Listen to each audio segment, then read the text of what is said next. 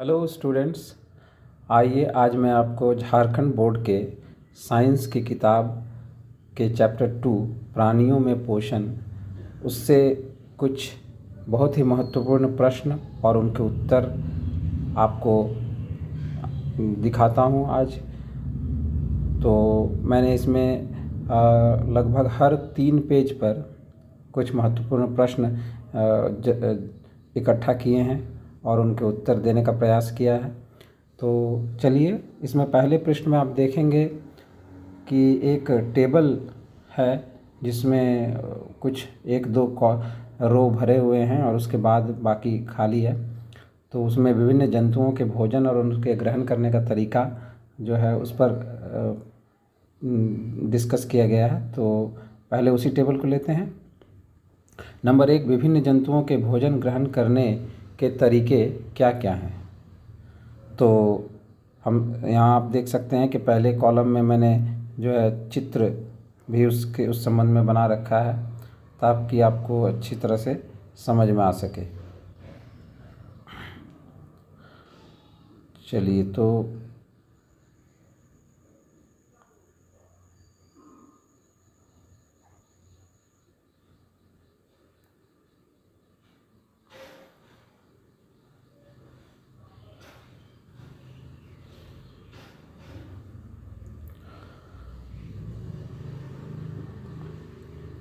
Number 1 में है तो सबसे पहले आप देखेंगे यहाँ पे मधुमक्खी है।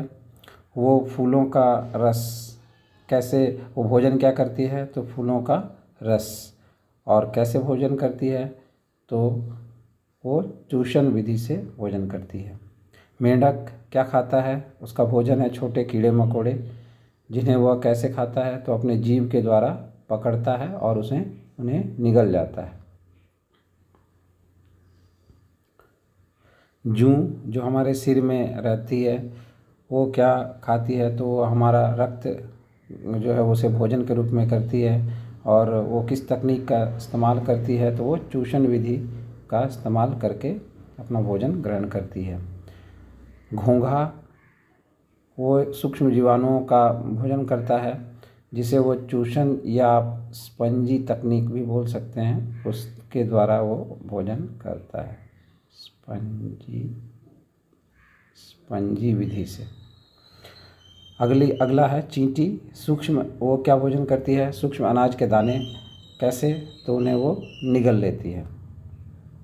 चील वो क्या खाता है, तो छोटे कीड़े एवं जंतु, और उन्हें वह पहले अपनी चोंच से चीरता है, फाड़ता है, फिर उन्हें वो निगल जाता है। छोटे छोटे निवाले बनाकर उन्हें निगल जाता है। अगला है मरमर पक्षी। वो क्या खाती है, वो फूलों का रस खाती है, क्योंकि उसकी चोंच बहुत ही लंबी होती है, तो वो भी चूषण विधि का उपयोग करके फूलों का रस खाती है। मच्छर ये क्या खाता है, तो मच्छर रक्त एवं फूलों का रस खाता है। इसमें से मादा मच्छर जो है वो रक्त जंतुओं या प्राणियों का रक्त अधिकतर जो है वो पीती है और इससे उसके प्रजनन में बहुत ही मदद मिलती है।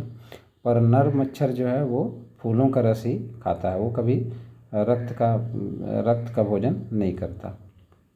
तो इसमें भी वो चूषण विधि का ही उपयोग करते हैं, क्योंकि अपने सूंड को वो हमारे शरीर में चुभो देता है और उसके बाद वो उसे खींचने लगता है पाइप की तरह।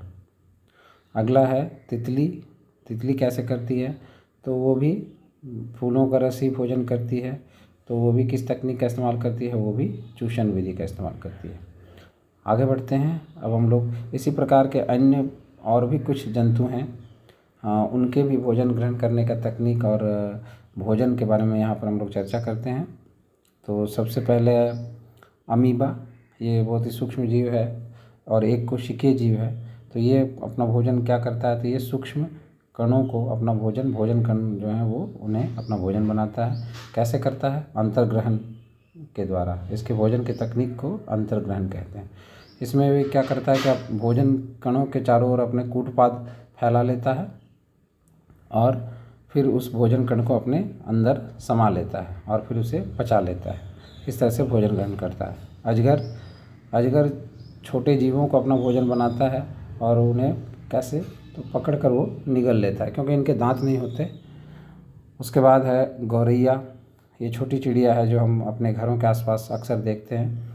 ये क्या भोजन करती है, तो ये अनाज भोजन करती है।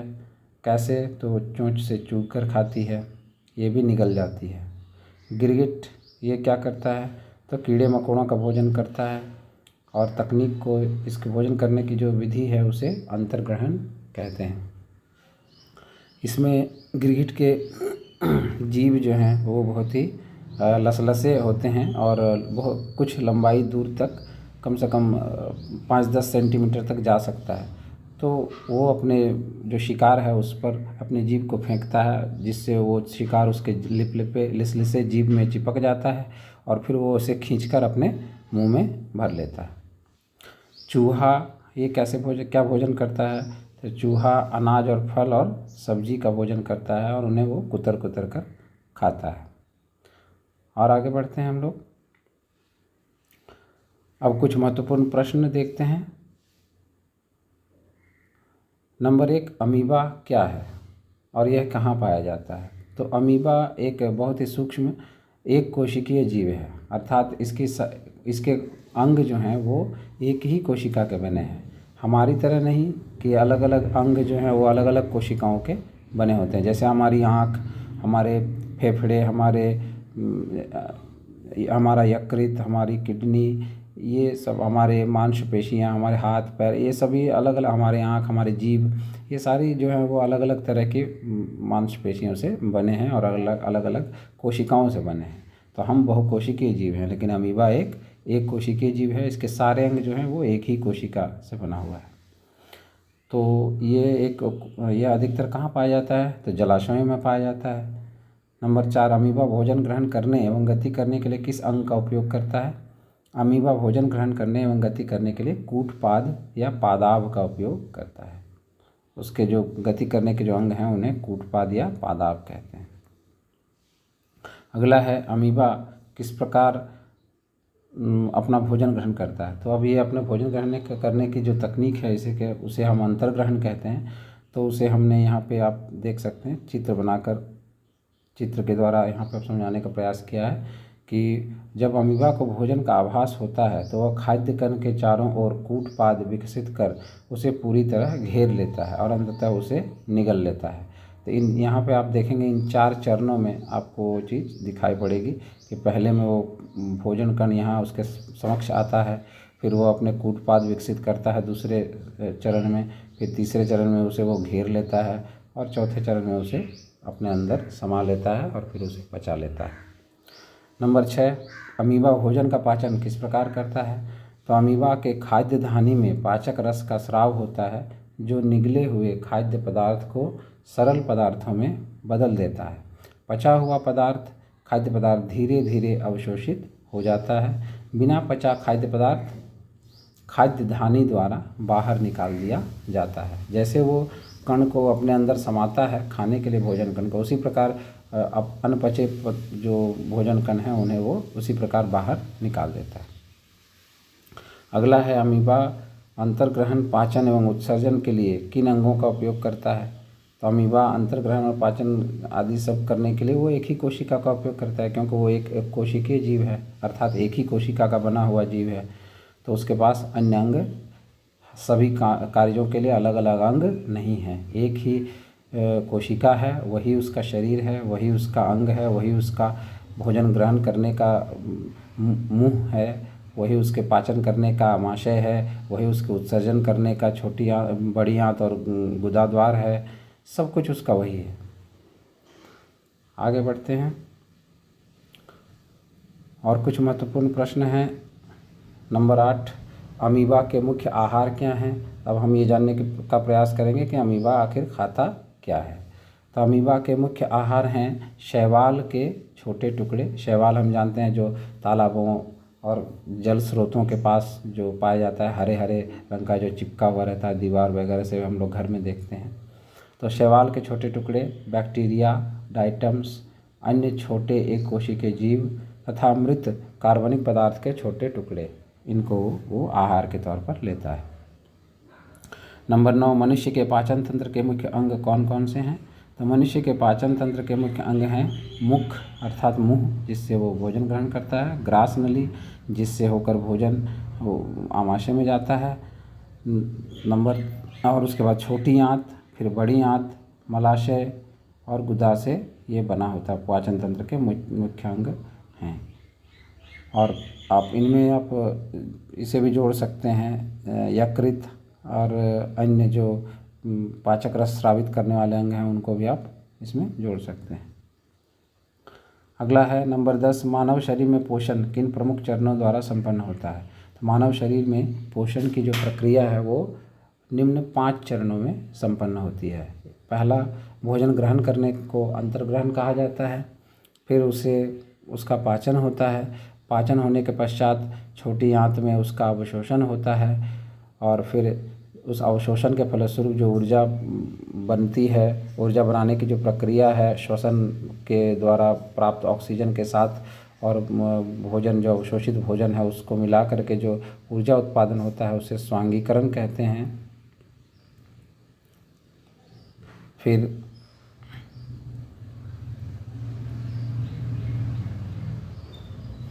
तो इसे हम स्वांगीकरण कहते हैं। उसके बाद आप देखेंगे उसके बाद जो अनपचा पदार्थ होता है वो बाहर निकाल दिया जाता है गुदा द्वार, मल द्वार के द्वारा, उसे हम बहिष्करण कहते हैं।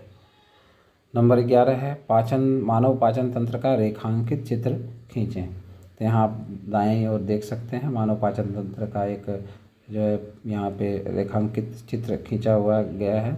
इसमें आप देखेंगे कि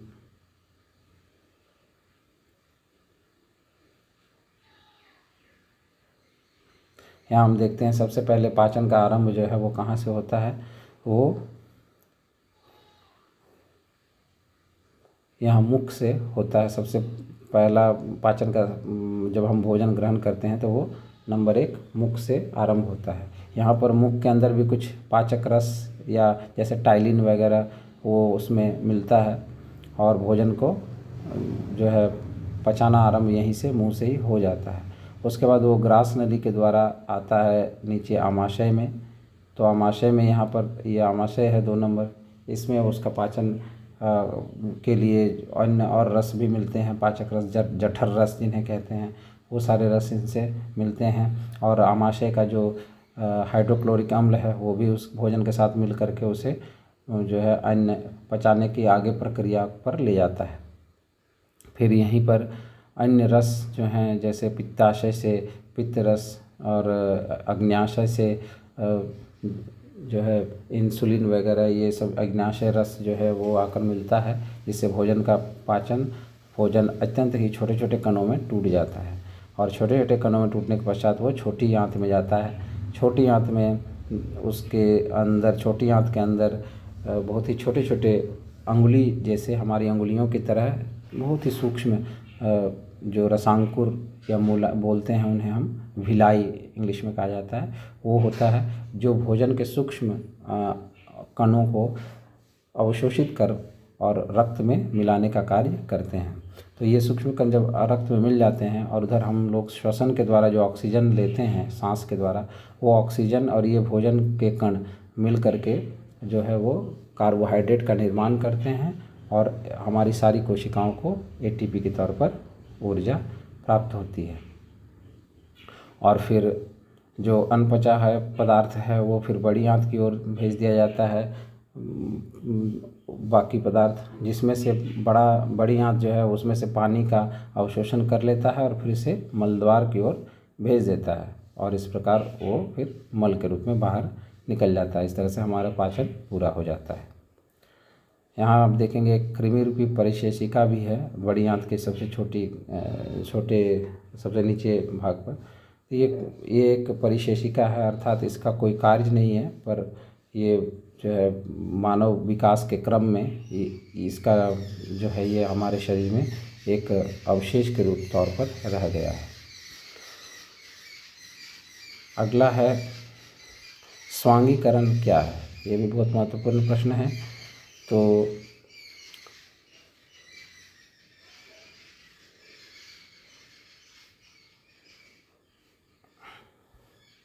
स्वांगीकरण जो होता है भोजन ग्रहण करते हैं और उसका पाचन के पश्चात उससे जो ऊर्जा निर्माण की जो प्रक्रिया है उसे ही स्वांगीकरण कहते हैं। तो जब हमारे शरीर द्वारा अवशोषित भोजन का उपयोग ऊर्जा उत्पादन के लिए होता है उस क्रिया को स्वांगीकरण या परिपाचन कहते हैं। तो इसमें स्वांगीकरण में जो हम श्वसन के द्वारा जो ऑक्सीजन लेते हैं और उधर छोटी आंत में जो भिलाई अवशोषित करता है एकदम सूक्ष्म कणों का भोजन का, ये दोनों मिल करके आपस में कार्बोहाइड्रेट जो है वो बनाते हैं और ऊर्जा का जो है वो हमारे शरीर में रक्त द्वारा पूरे शरीर में फिर सारी कोशिकाओं को पहुंचा दिया जाता है। तो इसे ही स्वांगीकरण कहते हैं। अगला आखिरी प्रश्न है, भोजन के पाचन में छोटी आंत और बड़ी आंत का क्या कार्य है? तो भोजन के पाचन में छोटी आंत जो है वो सबसे महत्वपूर्ण कार्य करती है, क्योंकि बाकी सारे अंग भोजन को सिर्फ पचाने का काम करते हैं अपने विभिन्न पाचक रसों द्वारा, परंतु शरीर के लिए जो भोजन को अवशोषित करना है और कोशिका तक पहुंचाना है, रक्त में मिलाना है, ये कार्य छोटी आंत ही करती है। इसलिए छोटी आंत हमारे शरीर के ऊर्जा उत्पादन के लिए अत्यंत महत्वपूर्ण है। तो छोटी आंत पचित भोजन के अधिकांश आवश्यक अवयवों को अपने रसांकुरों, जिन्हें भिलाई कहते हैं, द्वारा अवशोषित कर रक्त में मिला देता है और बड़ी आंत और यही रक्त में मिला देता है जो फिर श्वसन के द्वारा प्राप्त ऑक्सीजन से मिलकर के ऊर्जा का उत्पादन होता है। और बड़ी आंत अवशेष भोजन से जल को अवशोषित कर उसे गुदा द्वार की ओर भेज देता है, जहाँ से वो मल के रूप में बाहर निकल जाता है। तो ये कुछ महत्वपूर्ण प्रश्न रहे स्टूडेंट्स। तो अगले वीडियो में मैं फिर इसके बाद वाले जो पेज हैं, पृष्ठ हैं, वहाँ से मैं और भी प्रश्न बनाकर अगले वीडियो में डालूँगा। और इसी प्रकार मैं क्लास 8, क्लास 6 और क्लास 9, 10 के भी बना कर वीडियो जो मैं डालूँगा। तो इसलिए इस चैनल को कृपया सब्सक्राइब कर लेंगे तो आपके लिए बहुत ही मददगार साबित होगा। Thank you.